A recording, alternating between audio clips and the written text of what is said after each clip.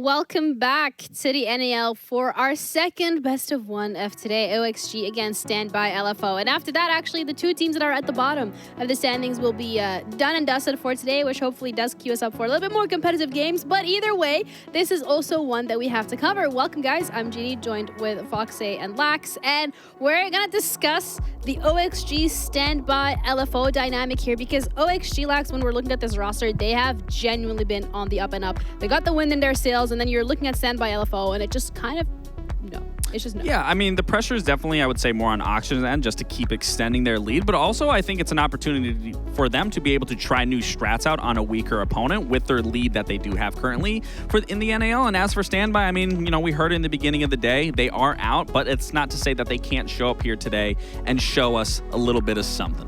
Yes, a little bit of something, but that's what we want to see from OXG as well. We have actually been getting that from them consistently throughout the last couple of play days here at the second stage of the NAL. This team is completely revamped. Yeah, OXG's been looking very strong, and obviously I want to see it all the way through up until the end, maybe getting one of those top two spots going into playoffs.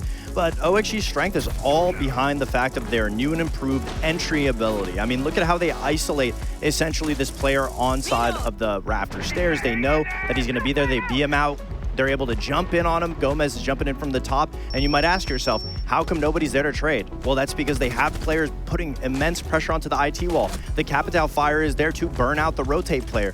Every step of the way, it's so smart and so calculated on how they're going to attack something. And the biggest difference is since moving Forrest to more of a utility-based role, he's able to now command the team with all of that utility as opposed to being stuck on that shield. If there was a shield in that situation, you'd have to push in a disadvantageable spot. You're losing a character that could have bring fire, maybe a character that's bringing the bees. So obviously, it's a great transition from that to have Forrest on a more utility-based operator, able to call, able to coordinate that push, and in turn, it makes Gomez and Adam in the entry game so devastating to go up against. And OXG has just been firing on all cylinders when it comes to that entry game. Yeah, specifically Adam is one to really be scared of when it comes to how he's been performing on the entry for the side of OXG. Oh yeah, I mean, he goes without saying, he's currently the best player in the NAL, obviously, statistically, and when it comes to how he's been playing, I mean, we've always known Adam has had potential since his previous rosters onto this OXG team, but he's always been on that secondary support role. He's been on the Habana. You never really saw him on that primary entry role, and now that he's been on it, now that they've been able to adapt and build the team essentially around Adam and him being this entry, it's been so significant into why OXG has been able to find this success, because now they finally have players to drone up, to get behind, and it helps Gomez be put in a position where he's not the main entry, he's the second entry, so he doesn't have that pressure of having to do it all on his own. He can be there to just fill in the slots, and if he goes down, you know Adam's going to be there to pick it up. And that's why you put him on your fantasy league team. Yeah. Well, for this week, hope. Please, Adam. Please, put me in first. Yeah, we'll see whether or not that's going to happen. Because standing in their way for the first game this week is Standby LFO. And Lax, this roster, we've seen glimpses of what they can do at the start of the stage, but they've never necessarily been able to translate that into closing games out, which seems to be their biggest hurdle. It's definitely been their biggest hurdle. And, you know, it's easy to look at this roster and point out everything that they're doing wrong and say that they're having a tough stage. We all can see that. We've obviously all seen the matches, even us here on the desk. I mean, fact of the matter is, I mean, we did see in the beginning of the stage, there was some glimpses of life from this roster from the previous stage and how they started versus this one was. And it was kind of perplexing to kind of see the drop-off now, obviously not having org representation, you know, not being able to have any of those backings behind you does create some sort of chaos, I'm sure. I don't doubt that. But it's not an area where I feel that this roster still can't show some life, some improvement. And like I said, you know, we really have to look back at what they were doing week one. Yeah, that's actually a really good point because, as you know, we already touched upon a bit here, is the fact that when we're looking at Standby LFO, like, they have glimmers of success, glimmers of hope, what they are able to do, but it's a matter of consistently and continuously bringing that kind of play style to the board. Yeah, and again, you got to look back at week one, you know, versus an SSG, hard-hitting opponent. You know, we were talking about SSG was the stage one winners. They were the best looking internationally, but they play that 2v2 perfectly. They don't overextend. They play off of each other. They bait one another. And then we push to round 5. This was a beautiful execute. Epic gets a good 3K. They set up for the post plan here. One player's outside on Cocktail. One player's watching bottom white. They know this player can't make any other play here, and they just play their positions. They're communicating with one another. They know they can just sit for the defuse here and just play off of each other. And this was the light that we were seeing from LFO. And then to fast forward into their game versus M80, this was yet another good round, showing that they're playing the setup. They're playing the proper utility. They're using the smoke to smoke out M80, to try to force this plant, make the comms hectic with the time dwindling down, but you got a player in closet, you got a player in freezer, you got a player playing double door. I mean, there's nothing that M80 can do here because of how well LFO is playing off of one another. And this is just the basic fundamentals of Siege. These guys clearly have it.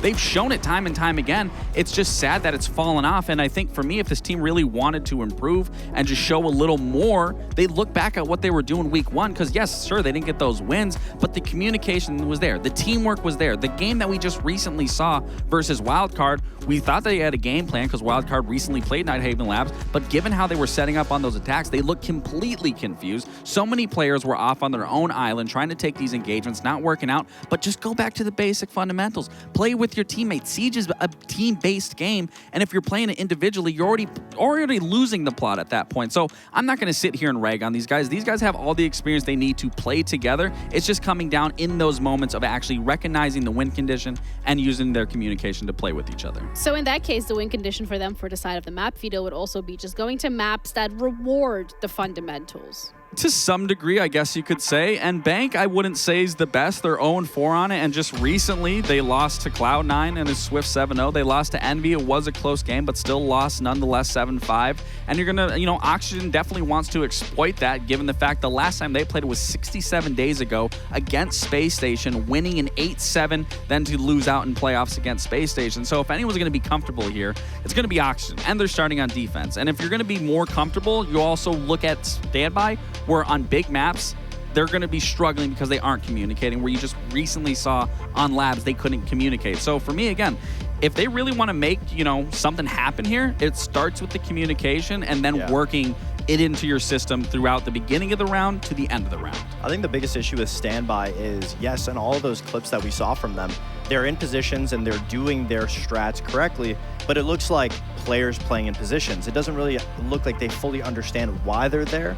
They're just holding the position that they're told to hold. So obviously, I think that's the biggest issue, is if they're forced to move, if they're forced to adapt, that's where Standby has issues. And on a map like Bank, besides Basement, you have to be pretty adaptive, especially on the attack. And in my opinion, that's something that I don't think Standby will be ready for this stage. So obviously, for that, I think OXG is easily going to beat them. Okay, well, that answers the question. Predictions, OXG, of course, both of you guys. Obviously, no bias here considering your past history, but just the fact that OXG has been looking really consistent, which we can't say about LFO. Yeah, no. Something that we're seeing from rookie teams when it comes to Bank, like Envy, Cruelty, is when things go wrong on Bank, especially on defense, we'll see teams like LFO start to play more individualized, more solo, solo holding open, solo holding archives. I think that's what we're going to see here today, is just a lot of individual play from LFO, and I would like to be proven wrong. If we can see LFO try to turn things around just to be able to, keep OXG a couple points back, then that would be good, but I don't think it's going to happen. I think, honestly, mentality is what is keeping them from being good right now. All right, well, we're also ready to head into our game for today. The second one with OXG going up against Standby LFO. Really strong team against one that's currently sitting towards the bottom with 0 points, but we're going to be having our casters cover this in Taro and Jesse. Guys, maybe you guys let us know why you think LFO does stand a chance. I don't think that. So I'm not going to say that. All due respect here, I think this will be a very one-sided match. Standby/LFO, as they call it, do not have a bad roster, but they just clearly cannot measure up against the teams that are here in the North America League, Jesse. And OXG has been honestly beating all of our expectations. I never in a million years would have thought this would be a top 2 team, but the roster has really gelled. They are embracing Forest's leadership, and the team is in great spot. OXG could potentially clinch a top 2 spot if they do well here today, and unfortunately for Standby, they might clinch relegations if they don't get any points. Yeah, maybe that's one thing. If we're trying to get on the copium train for Standby to have a good chance here, they do have everything to play for. They desperately need all 3 points if they want a chance at staving off relegations. Of course, 2 teams will get relegated. We know one of them will be Cruelty. There's a very high likelihood that the other one will be Standby. But if they win out all of their games, and if Envy lose the rest of their games, then we absolutely could see things change and Standby actually survive into next season of the North America League. So they've got that to play for. Technically, they need at least 1 point today to be mathematically not eliminated, but realistically, they're hunting for all 3. Oxygen, realistically, looking pretty much fine for playoffs, but it's a tight battle for a top 2 spot. And of course, if you can get top 2 in the North America League, you get a bye through the first round of playoffs. So there is absolutely reason for Oxygen to want these 3 points up against Standby as well.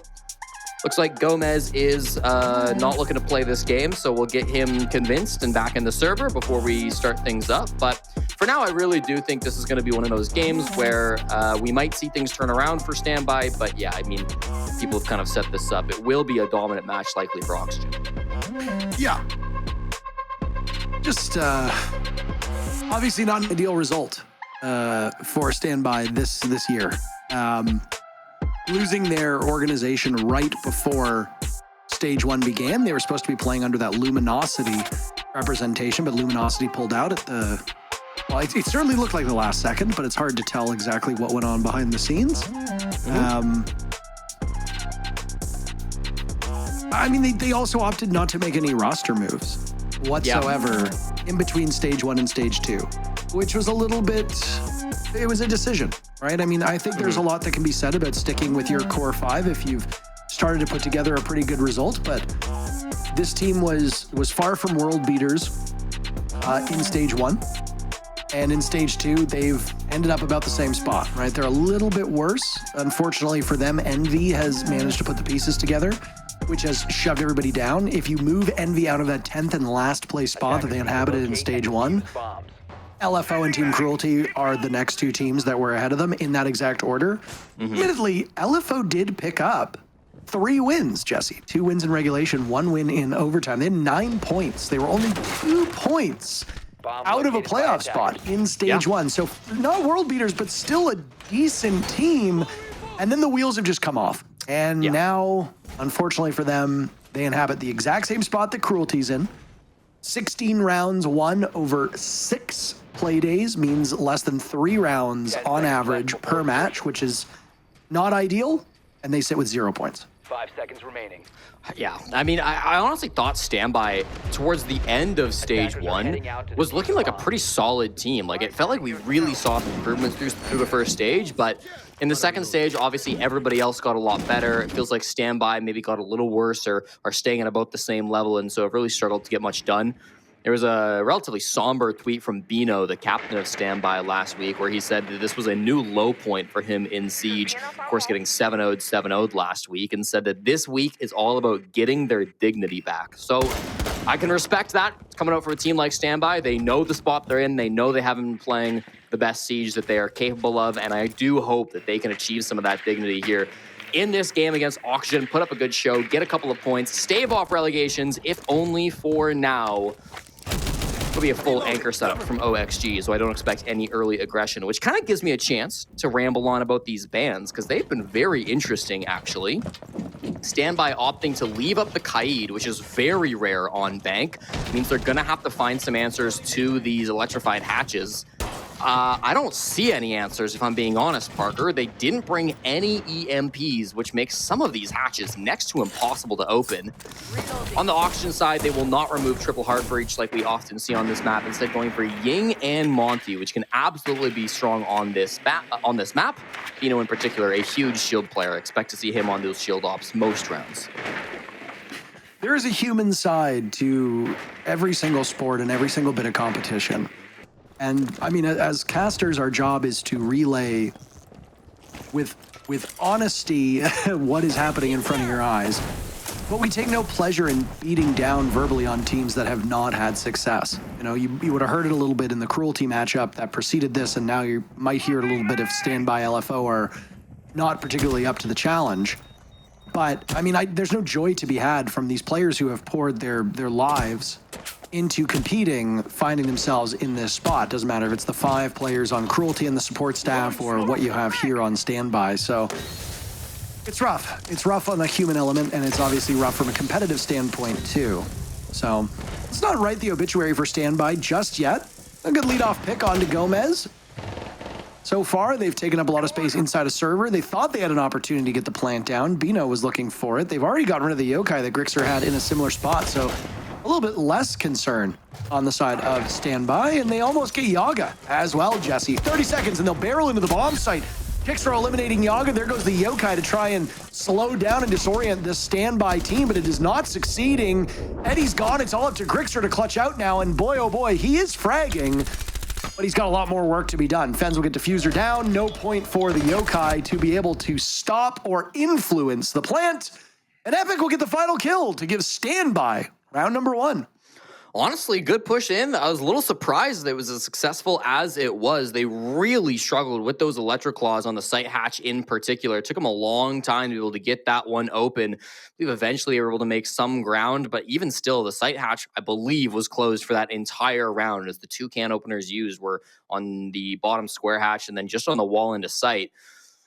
Thankfully, the gunfight was really strong. We saw some great shots being hit. Kickstro on that, on the glass, getting some really good value. Fens getting that opening pick. Both just playing inside a server, nothing fancy. Epic was then the guy to come down main stairs, have that second dimension into the push, got the last 2 picks in that round to really secure things for Standby. I liked Eddie's position in Garage, even though it didn't result in any kills coming through from him. So, life gave them lemons, they made lemonade. Standby really took a bad early round where the util game I don't think was up to snuff. They didn't get the hatch that they needed to, and they didn't really bait out any C4s, but with good glass play and just good shots coming out from their front of that push, they really were able to turn things around. OXG maybe not showing enough respect to the Standby team in first round.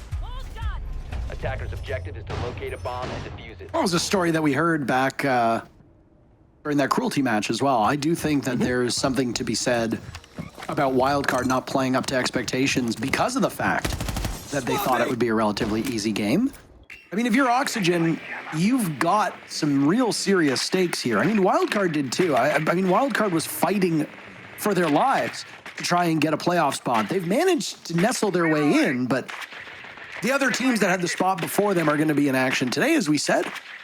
OXG cannot take this for granted. They have to be a competitive team right on the onset. They're, even with OXG in second place, even with 5 regulation wins and 1 regulation loss, Jesse, there are still people who are like, well, I don't know if OXG is the real deal. So you need to prove the doubters. You need to prove them wrong. I think a strong start from OXG sends a message here on a map like Bank that's definitely doable when you're defending. But yeah, Standby played that first round very effectively. If OXG did give them any doubt or give them a bit of a lighter workload, you got to be a little bit better than that. And that's exactly what's happening right now. By the way, where did all the kills go? Hidden the, oh my goodness, the kill feed and Standby both disappeared at the exact same time. And OXG sweeps through Standby in very quick order. So it was a pretty fast push from Standby. They thought that they had a gap as Epic got that first kill on the main stairs. By the way, Epic, all 3 kills now have come on that main stairs, either going down to the basement or up to the top floor, so credit for him.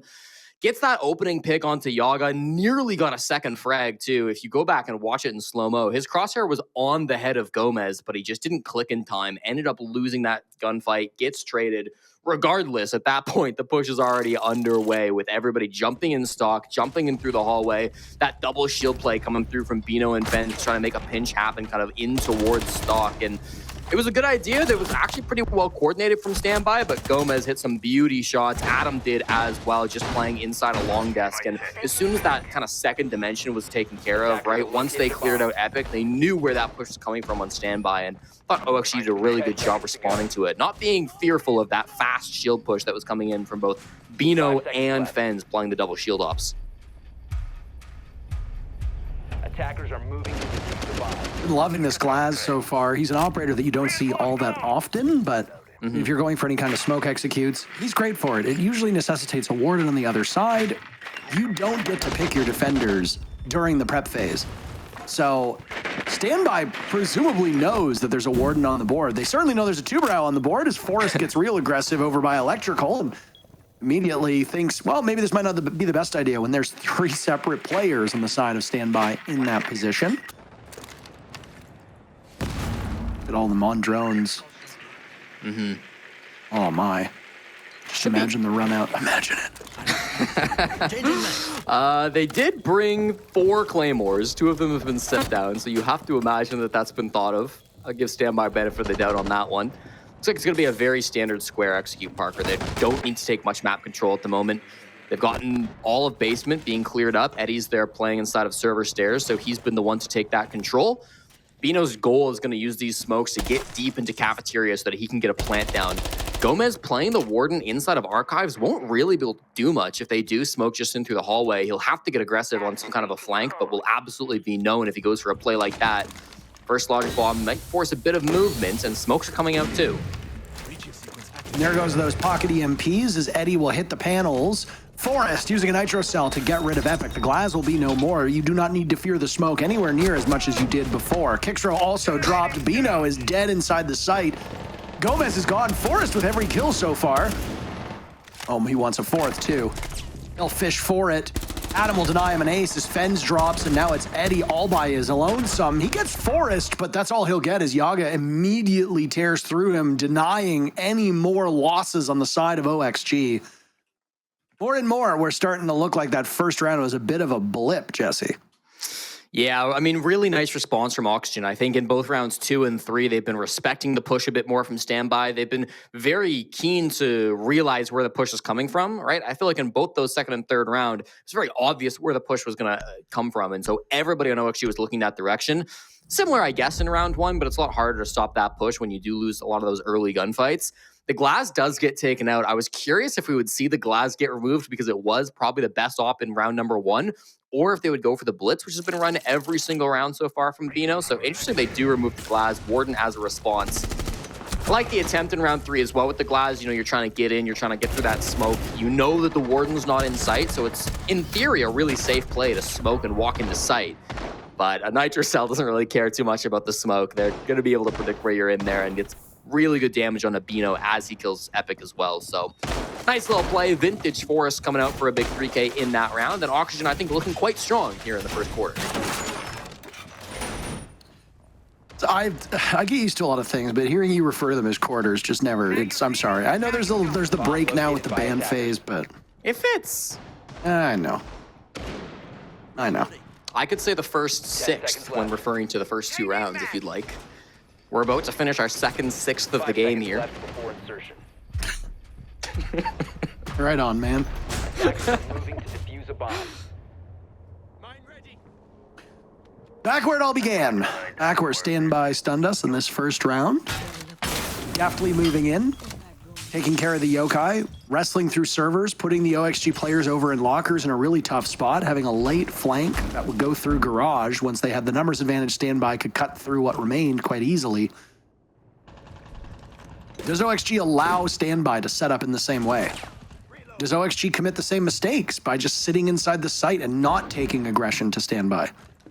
That's the question. They're in the building quickly on the side of Standby, though. Mostly upstairs. Clear from the top down, and then do what's next. This is a good pace for Standby, as they've got quite a bit of work to do before they can turn their efforts towards that basement bomb site. And it's basically the same op lineup coming through from OXG, so I would anticipate that they're not looking to get aggressive in this early game.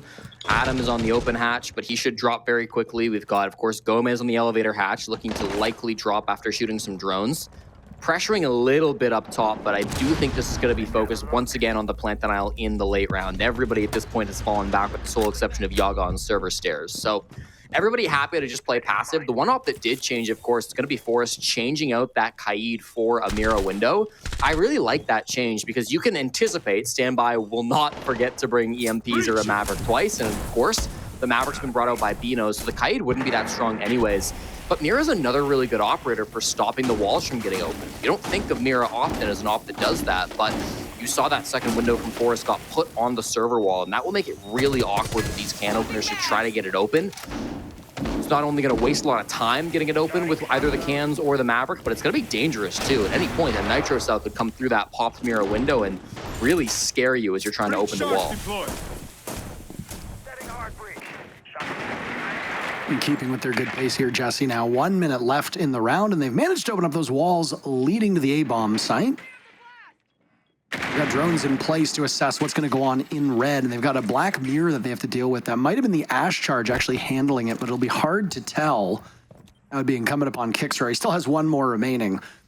Grixer's not going to make the mistake of losing his yokais quite so early. He's put them in different positions, not as close to the bomb site, one inside of open area, the other tucked into a corner by the A bomb site, so it can get into position to knock one of the attackers out of that plant phase.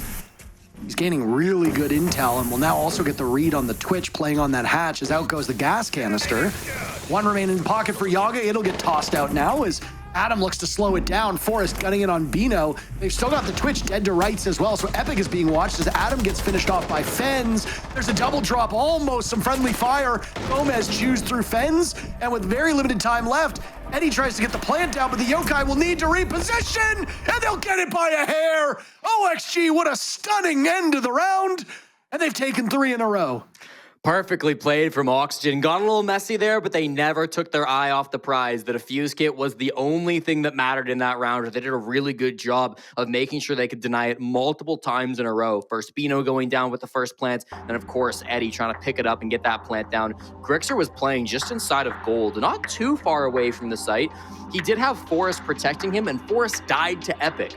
So if Epic had maybe 1 or 2 more seconds, he likely could have gotten the kill onto Grixer. But you saw just how bad the time was, right? There was no chance he was going to get there in time. Very close on the util play, but in the end, Grixer is better and ends up securing a technical 1v3 with that yokai cam, just repositioning at the last moment. So nicely done to come out from OXG. They will have now won 3 separate bomb sites on Bank, as you mentioned, Parker, back to back to back. And so that will prompt attack timeout to come out from Standby. Once again, if they do not at least force overtime, then they will be relegated at the end of this season. Desperate for points to save themselves. For people unaware with the relegation system, if you made it here through the Challenger Series, as both Cruelty and Envy did, or if you are an affiliate team, as Standby was when they first entered under Luminosity, you are in jeopardy of being relegated, and you'd have to fight your way through the Challenger Series to regain a spot at the very top level. Envy obviously still has a chance of getting relegated because of how poor they did in the first stage, but if Standby is unable to gain any points here, it is curtains, and we will have, well, we'll have the bottom 2 standings solidified here in the NA League. Again, it's never something to celebrate when teams get relegated. It's never good to say goodbye to players and orgs that have watched as their dreams have unfortunately unraveled. 5 seconds left. Cruelty's already in that spot. Standby is a couple rounds away from finding themselves in the exact same position. There is hope, though, if you are fans of these teams. They can earn their spot back. It just requires a bit more work. Absolutely. Always something extra to fight for, always more to play for, even if it is just improving for the next time where you're going to be in a spot like this. We're going to have Eddie rocking out with the Collie here on Bank. Probably the best map in the game for this operator to come through. The initial focus will be on anybody roaming down below, but there's nobody down here. Instead, Oxygen have gone for a full anchor setup up on the top floor, but they've done it with castle barricades. They've done it with Surya gates on Forest. They're going to have Yaga on the Clash, who's just playing around stock. Very different look for this OXG defense, but I like the tools that Standby have brought for it. Fens down below is going to make Clash's life really, really awkward. Eddie's play on the windows is going to be able to easily deal with those castle barricades as well. So it's honestly quite well set up. Yaga, at the moment, playing just in the stock hallway, which cannot be, of course, damaged from below. But if he does want to move into sight, or if he does get aggressive inside of stock, then you'll have to be really careful about what Fens is doing down beneath his feet.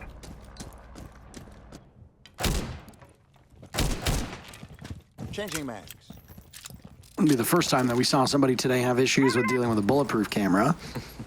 I think Fens actually got this one, though. I don't know if you saw. Yep, he did get it. Top left. Excellent. Marked as Cause destroyed. for celebration. Might make things a little bit easier. Of course, those can see through smokes, and there's a lot of smokes on the side of Standby. They brought 4. They've already used 1 from Eddie, so that might slow them a little bit. But now Bino feels safe enough to get into top square. Open up the wall here. There's nothing to deny it, really. Gomez does have Zoto canisters. I'll look to see if they come through. Doesn't seem like it. So this will be the plant strategy. You're going to smoke in from top square. You're going to hopefully cover with this Collie. And you're going to hope to hold F long enough that this plant goes down and you can play the really strong post plant from out here on the windows.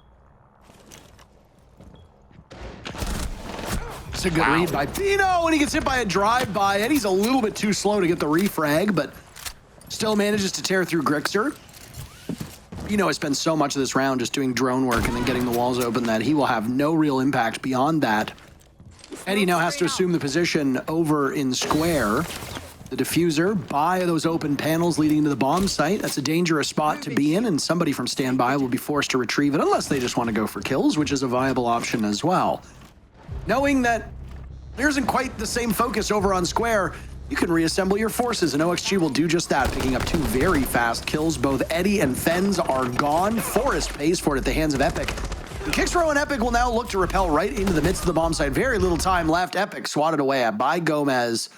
Goodbye so long, as OXG picks up yet another round, and they are storming their way towards victory. Dude, Grixer is one hell of a player. Can I just say, all stage long, he's really been in a very passive role for OXG. He's playing that second support role right alongside Forrest, right? Very experienced player. We've seen him pop off, get aggressive on other teams, but this time he's kind of taken a bit of a step back so that Adam and Gomez can kind of shine in that role. Ends up with him having the highest survival rating in the entire North America League, living through 44% of rounds through the first 3 weeks. So he's done a great job being so passive. But then here in round 5 against Standby, says, screw it, what if I, on the smoke, go for a wild swing? He does this because he knows how important of a pick it is. With that swing, he trades 1 for 1, but he kills Bino, which drops the defuse kit in a really awkward spot. Nobody else is really in position to grab that defuse kit. And it also removes 2 of the 3 smokes that Standby had to go for that plant. And then because there was still so much pressure and so much threat coming in from the stock hallway, the last smoke that was being used by the Collie ended up just being used to try to recover that defuse kit, which also didn't go so well. So even though it was just a 1 for 1 trade and kind of a random swing to come out from Grixer, the value he got from it was absolutely massive. And I think once Bino died, the push from Standby had no direction at all. They did not know how to recover that round. I wouldn't have known how to recover that round from their position either. I mean, it just looked really difficult in the spot that they were in. So credit to Grixer in that one. I mean, usually a passive player, but a crazy swing pays off for him here.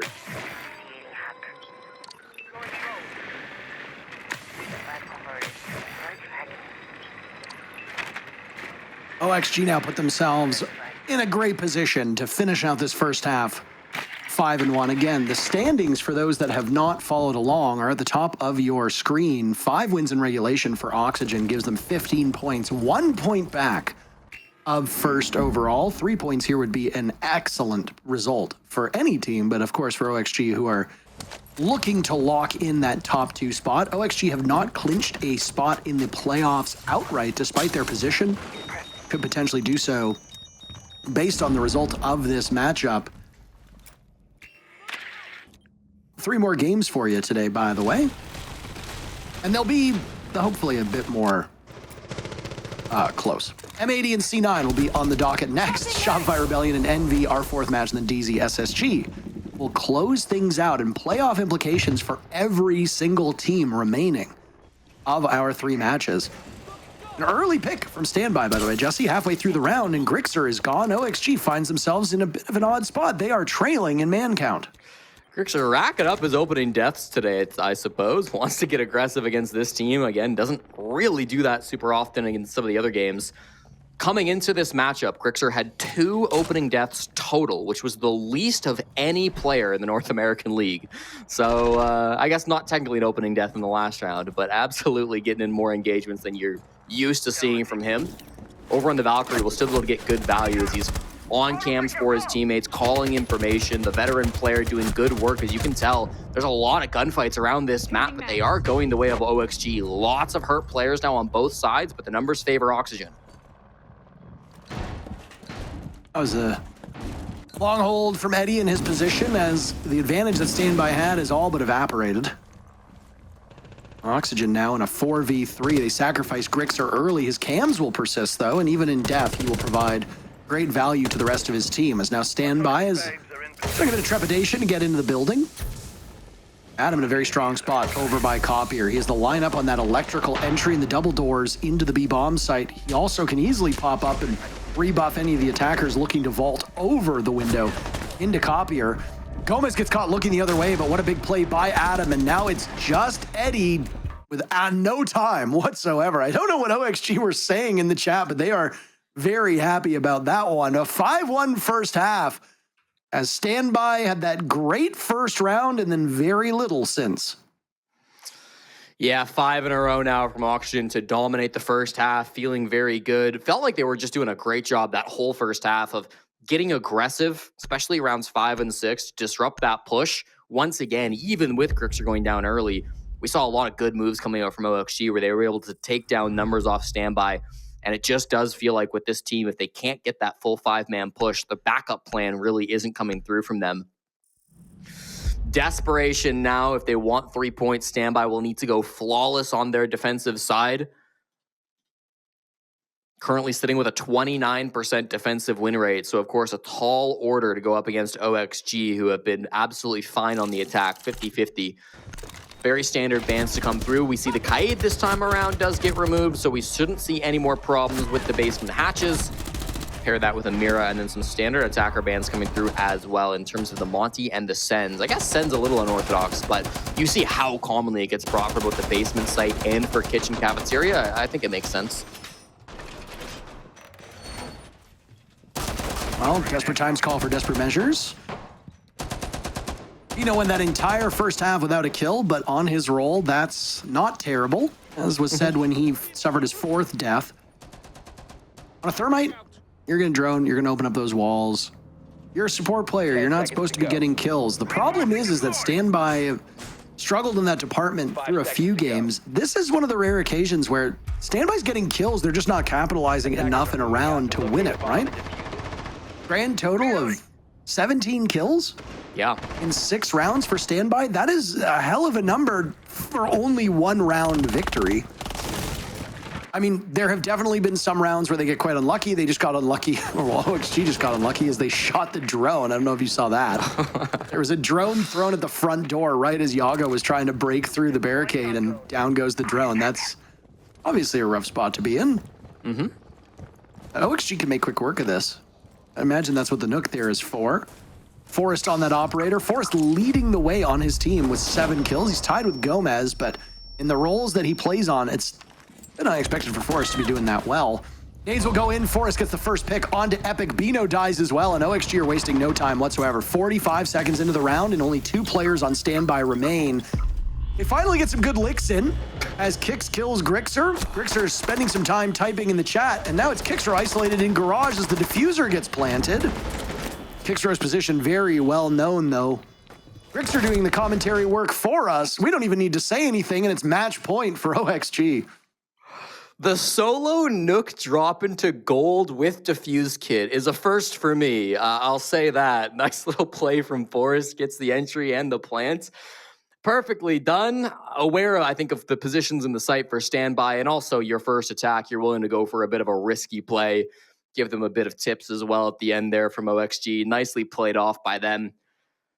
In NAL history, OXG have a lifetime 6-0 record up against this standby roster, beating them every stage since the OG Luminosity Core joined the North America League, plus beating them in the LCQs for Montreal and Boston. So maybe not a huge surprise based on how dominant this game has gone, combined with how tough the stage has been for standby since the very beginning. 3 points are now off the table, meaning their best case scenario is 2, and at this point, frankly, they would be lucky for getting 1.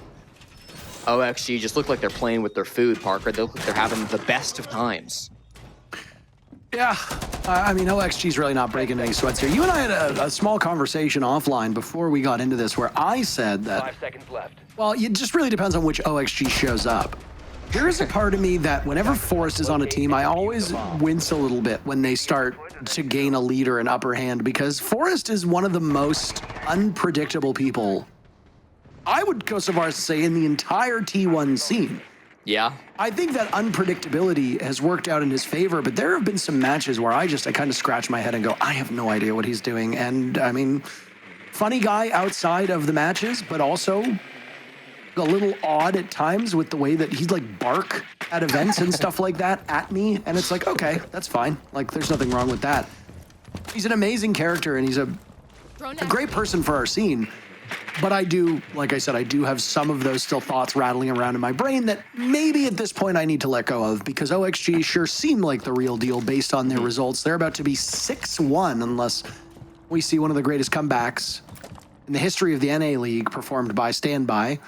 Given Standby's numbers, I don't know if that's going to happen, but I'm prepared to be amazed. Good drones to come through from Auction to start this off. And I think, I don't know, I would have appreciated maybe some aggression from Standby, right? You're on death's door at this point. Make a play, take a risk, but it's a very default hold coming out from them here for round number 8. You're absolutely right that sometimes this team on OXG can be a little goofy, but you've got to respect how solid they've been over the last 3 weeks. I think the improvement from stage 1 to stage 2 has been insane from this team, and they look like a brand new animal, frankly. Just one of the many teams that they have dominated in this group stage, and I don't think Standby will be the last.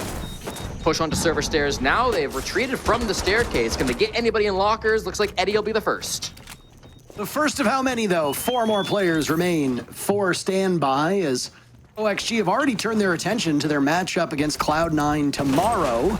OXG will round out this stage by going up against Envy in what might actually be a very important match for Envy, depending on how the next 2 days go. OXG Envy will be our second last group stage match before we go to the playoffs. That'll be played on September 26th, which is Friday. Hoping to not go out of this without a kill. At least Standby have picked up 1 round, as you said last week.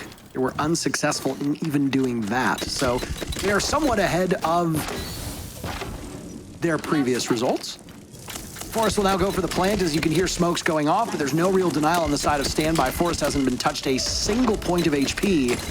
Now Bino's in a very bad spot. Hunted down by the utility, thrust out by Grixer, shot deep into the bomb site. It's Fenz's turn to get spotted as well. Standby are living up to their namesake. A great shot by Epic as down goes Yaga, but you have to worry about the clock. Oxygen just needs to play out the remaining 25 seconds, and this match and 3 points are theirs. Epic will try to retake from above. Bino without a kill. He's gunned down by Grixer, and the clock just continues to run away, as each second represents a closer step to relegation for Standby. It all rests on the shoulders of Kixrow, but the timer will give the round to OXG. OXG with all 3 points.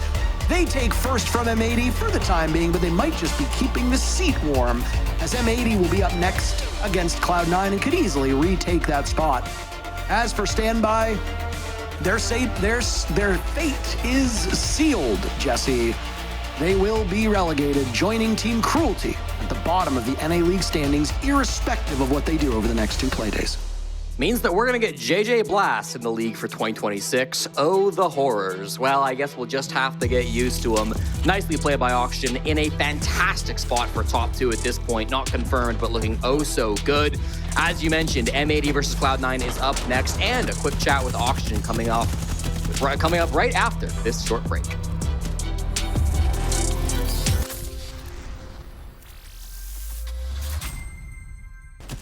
Let's go square, right? Am I I think so. Gotta flank kitchen or something. Kitchen. Nice! Fucking free ass one. These guys are so bad, bro. Good shot. Guys, let's fucking go, guys! Oh my god, how we won! Oh my god! Bro, go Discord. Let's go, boys! Let's go! Team. Fucking free. All right, very worthy celebration for OXG once again. Another win under their belt. A great way to start off their super week. Grixer as well, ready to give us a little bit more of an insider information as to what's going on over at the OXG camp. Nice hat, by the way. Let's look at the fact that it's super week. It's 3 play days rather than 2. It's best of ones. You still have DZ and C9 actually coming up as well. Has the prep been any different for this week than it has been for the others? No, I mean, it's been the same thing. I think it's very easy to treat just opponents, whether like if you compare DZ to LFO, or them to Cruelty, or one of just the top teams to one of the lower teams. It's very easy to take it easier, just to assume it's a free winner, whatnot. But I mean, if anything, if I've learned anything from my career, it's that the freest games are always the ones that are the hardest to win. So I mean, I've been through the ringer. I mean, I've been terrorized by Mirage back in the NAL. They've like stolen major spots from me. So no, I mean, we didn't prep any different. You know, it was just keeping the same consistent prep, and we showed out.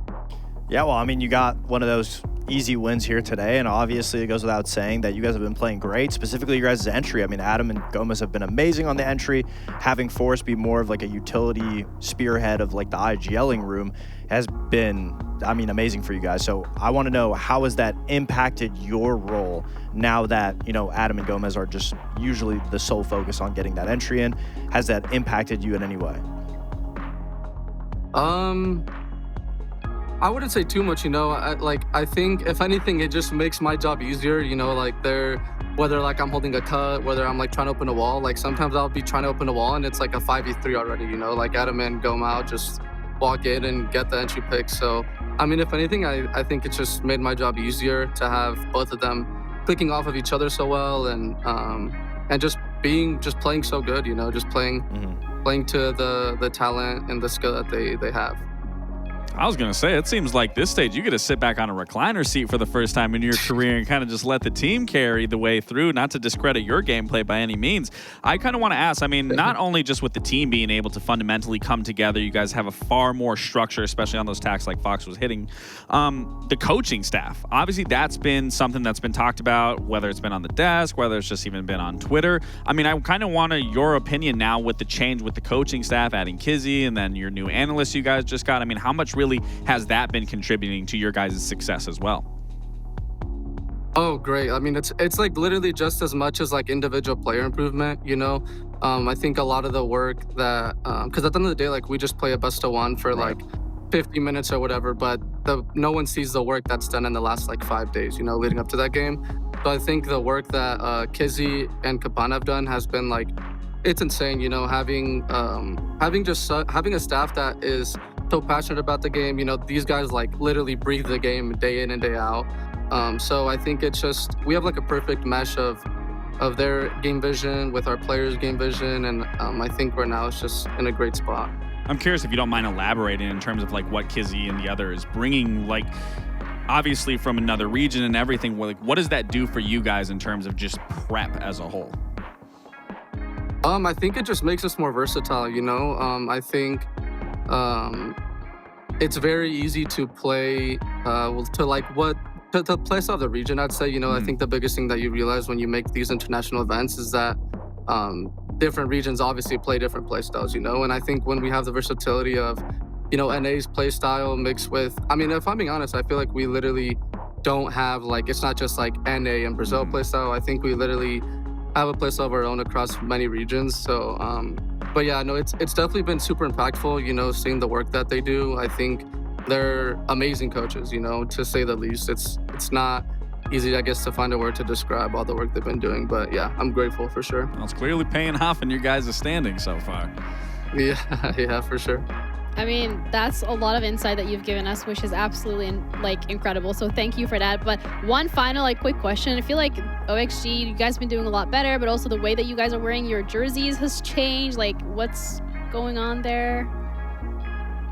I don't know. I mean, we're just letting the character speak for itself, you know, putting on a little swag for the game day, and we're just letting the server do the talking. I don't know. We're just having some fun. I mean, there's literally 5 clowns on this team who get along well, who play the game well, and I think it shows on the server that, yeah. You know what? The vibes are vibing. It's obviously paying off, so that's good to know. Thank you so much for the interview. Congrats on the win as well. And who knows? We might see you again 2 more times. DZ, C9 up next, but good luck. Thank you so much. Have a good day, guys. Thank you. Bye. 5 clowns on the team. I love that. Yeah, they gotta get Yogg like a red nose. I feel like it would suit his character. Would you like to elaborate? Just Yogg's just a character. Like if he had a little red nose, maybe if he got like the little rainbow hair. Would it make like noise if you like? He said clown. I'm saying like let's put the pieces together. Let's get him a red nose. That'd be amazing. You know, one round he's normal, and then the next round goes for fist bumps. You just see a red nose just on his person. You know what? I'm going to have to agree. But let's talk about that game. Yes, I mean, let's from definitely- Oxygen, that was a beautiful performance. I mean, it seems to be the case with every single one of these matchups. They just seem to get better and better. And as Fox so candidly was talking about, their entries, that's really what's been paying dividends for this roster that we talked about in the early stage was what's their attacks going to look like. They're struggling. Forrest makes that change. They're putting Adam and Gomez to be the front lines. They're getting it done. It's making the job easier for Grixer that we talked about. And Grixer historically has always been a player that's gone above and beyond in his career. So the fact he can now sit back and relax and let everyone else on his squad lead the charge and just fill in those areas, I mean, I'm sure it's got to feel good in terms of taking off all that pressure. Yeah, absolutely. I mean, I think even a big change from when we were on the team is listening to the communication, like even in the last round, that the comms essentially, especially from Yogg. I know OXG's always been a very momentum, energy-based team, and if things go wrong, they get quiet. If things go right, great, best team in the server. And obviously, if you can continuously have everyone in good vibes, good mentality, I always said, like, bringing on Force to have that energy on the team,